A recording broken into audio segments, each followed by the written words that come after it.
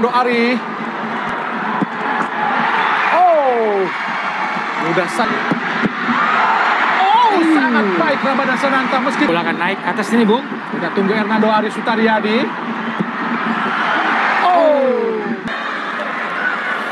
11 meter. Ancang-ancang yang cukup jauh ya, Bung. Arhan Pratama masuk. Meskipun sempat terbaca Bung Wesley, semoga saja Hernando Ari Sutariadi mampu membloknya. Jadi modal untuk bisa mencetak gol di adu penalti ini. Rafael strike. Sangat baik Bung Wesley. Oh, gagal tadi disambar oleh Ferdinand. Semoga saja Marcelo Ferdinand. MSK Tense dari Belgia. Bisa di Persebaya Surabaya. Marcelo Ferdinand. Baik sekali. Baik sekali Marcelo. Keberuntungan ada di Hernando Ari. Ya, kita doakan. Oh, mudah saja. Pemain asal klub Cerezo. Dustin Hapner. Oh! Astaga. Kita tunggu arahnya. Apakah yang sama? Justin! Gol! Justin! Akhirnya. Mampu mencetak nih.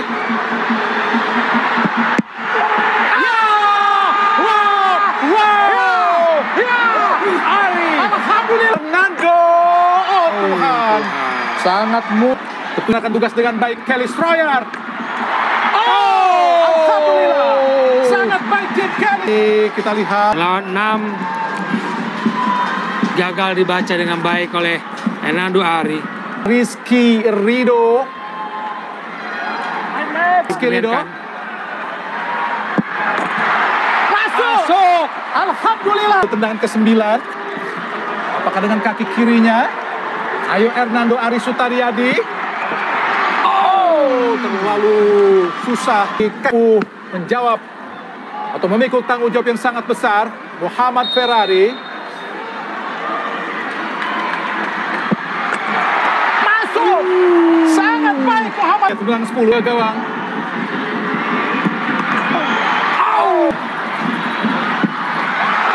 Masuk. Baik. 9. Hernando Ari. Oh, sangat mudah tadi. Kembali. Pemuda asal Daik Lingga. Striker Persis Solo. Menendang ke-11. Baik sekali.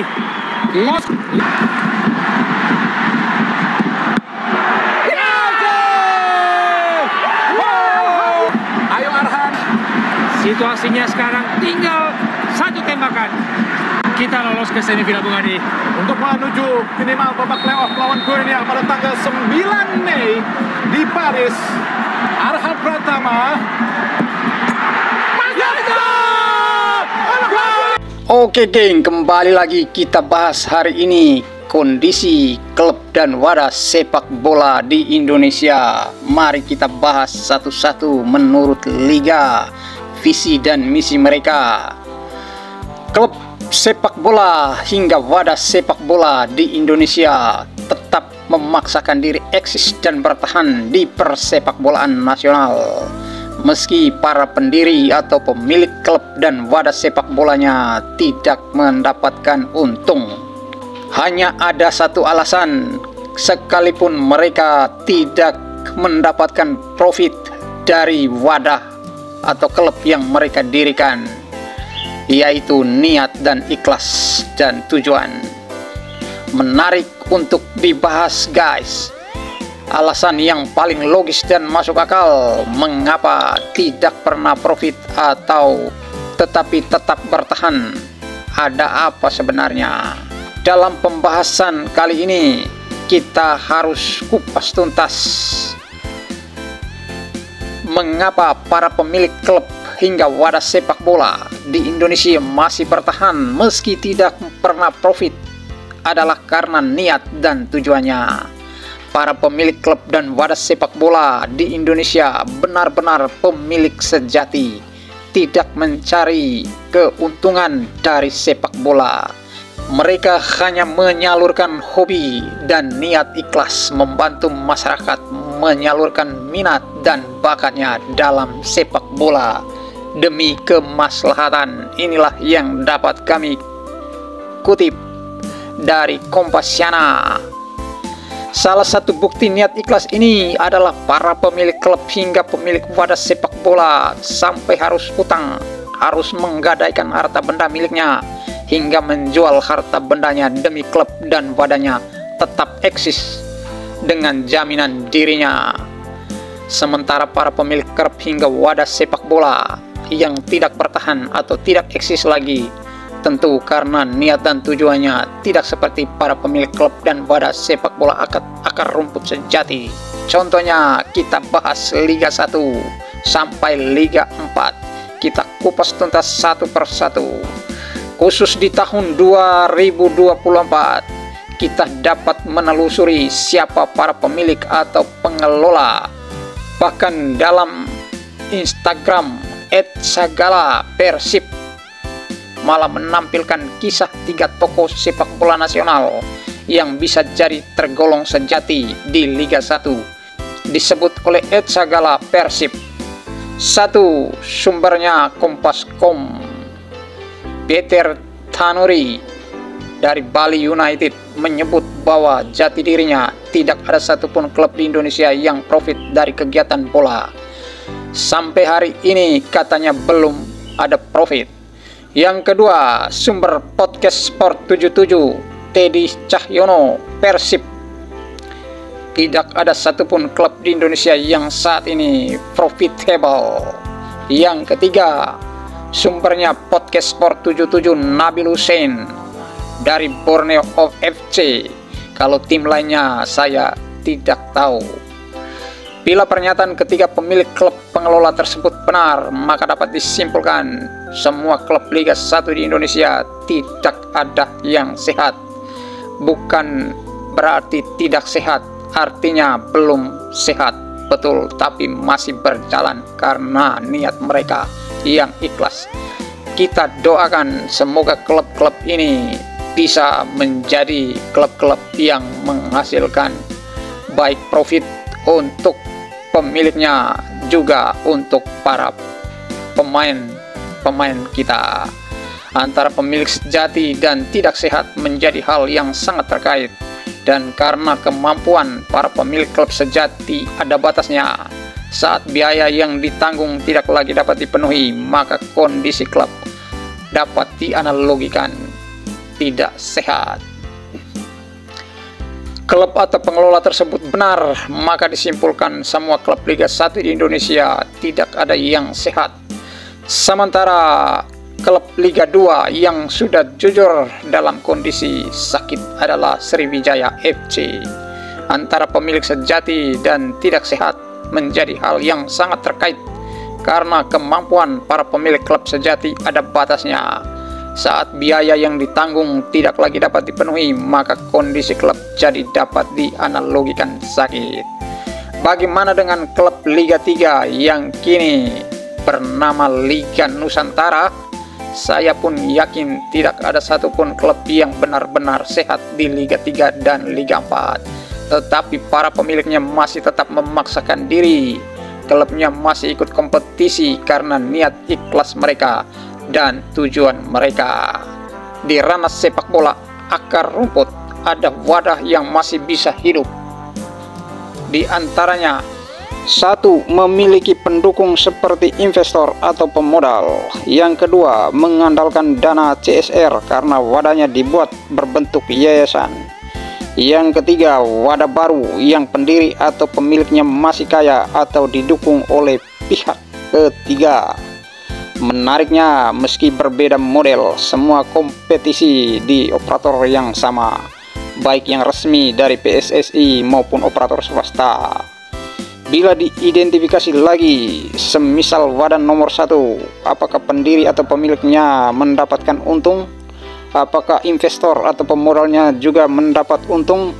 Yang model begini nih biasanya hanya menunggu waktu untuk ditutup atau baru kemudian menghitung kerugian.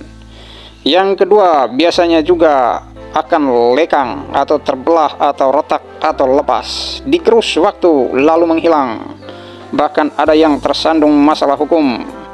Dan yang ketiga, akan mengikuti tradisi instan, mudah muncul, sangat mudah hilang.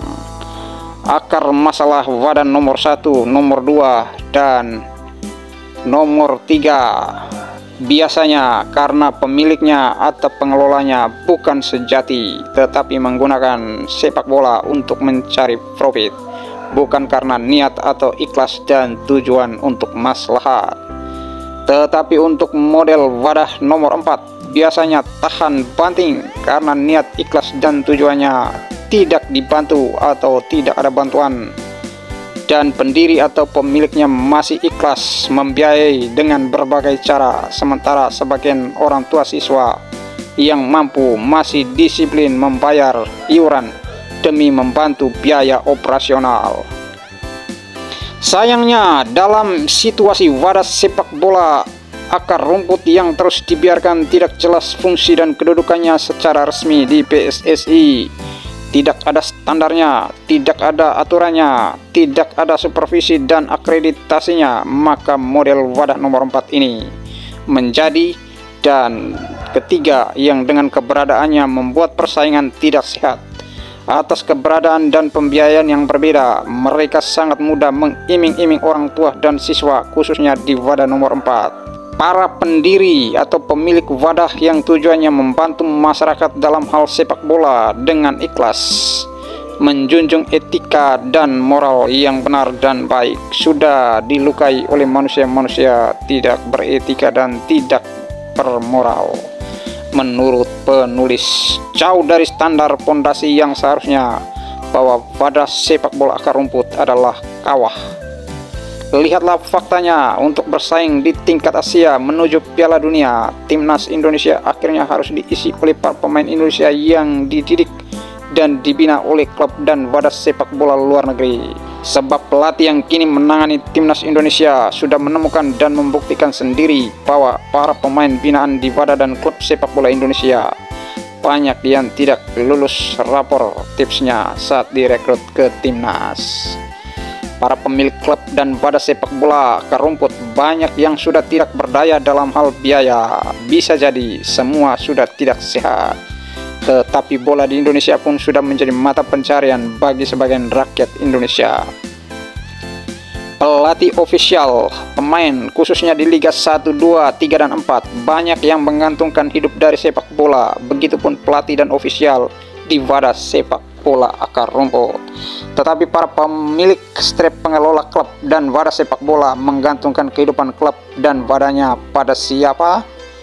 Di klub sponsor terbatas, donatur terbatas, subsidi biaya kompetisi di Liga 1, 2, dan 3 juga terbatas. Apalagi di wadah sepak bola akar rumput. Negara pun tidak hadir membantu kesulitan ini, bukan? Katanya di Indonesia sepak bola sudah menjadi industri. Tetapi mengapa kisahnya masih seperti yang saya tulis? Tetapi timnas Indonesia pun bermimpi masuk Piala Dunia. Mereka pasti buktikan itu. Mereka sudah masuk ke dalamnya, sudah sangat dekat, sedikit lagi. Tetapi pemilik, pengelola klub dan wadah sepak bola menggantungkan kehidupan klub dan wadahnya ke. Demikianlah pembahasan kita kali ini. Di video-video berikut kita akan lanjutkan pembahasannya, guys. Dikupas secara tuntas, dan jangan lupa like dan subscribe. Terima kasih.